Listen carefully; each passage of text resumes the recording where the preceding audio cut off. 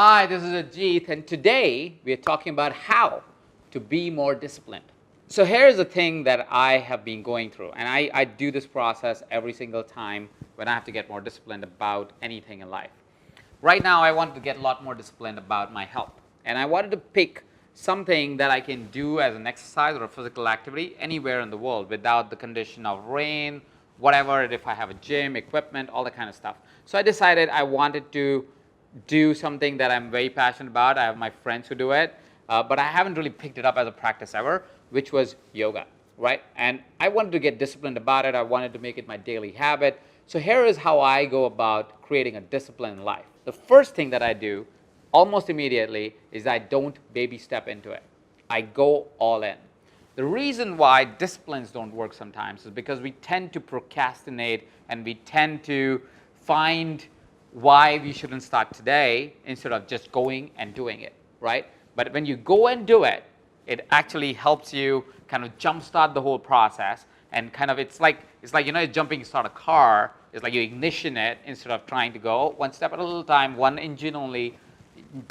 Have the whole engine start at the same time. It'll allow you to plow through it much faster. So first step to get disciplined is to get started on it, but not by baby steps, full in. So if you are trying to build a practice, go all in into it, start building it today. If you want to enroll clients, go all in, start making those calls today. All of this, all the activities that need to happen, do all of it right now, immediately. Don't wait for it. Don't baby step into it. Secondly, when you do something that is that intense, you're likely to fail because it is intense, right? So you don't want to just go and start and hope that it'll work.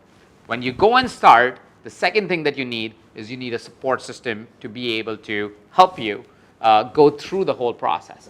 What I did is I decided I wanted to start learning yoga. I wanted to make it a habit. I want to make it a practice. I don't want to tippy-toe into it. I went and straight away hired a coach that would come in, and a trainer who would come in and teach me yoga 3 times a week. She will come in and she will actually work with me while I'm doing my yoga practice, or she would guide me through my yoga practice. She's going to help me with my poses. She's going to help me slow down, all the kind of stuff that is required for yoga, right? So immediately I went in and I found a support group or a support person for me to actually be able to follow that discipline. Thirdly, what you do is you want to make your environment a lot more supportive. So the moment I decided I wanted to do yoga, I also found and created my environment like that. I threw away all the junk food that was there in the house. So I couldn't even access it. I literally dumped it into the dustbin.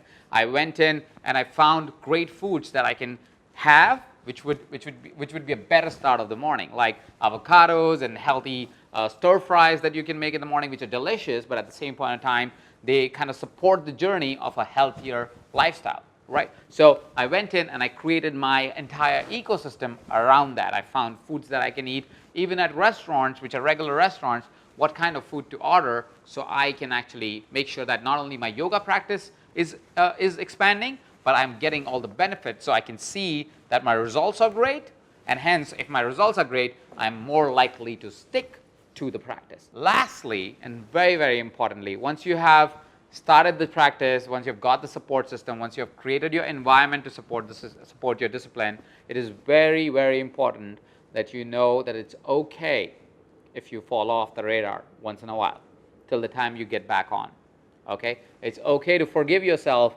if you miss a class. It happened to me the other day because it was a longer night than usual. There was a launch that was coming. I was a little bit working later in the night. I forgot to set my alarm and I didn't wake up for my teacher. It's okay to forgive yourself and say, I missed it, I'm going to catch up. I caught up. Instead of 3 days, I did 4 days that week. I did back-to-back sessions. But that's okay. You catch up, but you forgive yourself and say, okay, it's okay. I couldn't do it. Let's move on, and let's bring us back to the full discipline. It's okay to fall off the radar a little bit, right? So those are the 4 steps. If you want to build a discipline, super easy. First, go all in. Don't worry about tippy-toeing into it or baby stepping into it. Find a support system. Find a coach if you can. That's the best way, because they will support you through the journey. Go ahead and make your environment in a way that you can actually support the activity and the discipline that you're going for, and be kind to yourself. Be forgiving to yourself, so you can actually come back if you fall off the radar, and don't beat yourself up and completely leave the practice because of that. All right? Have a great day.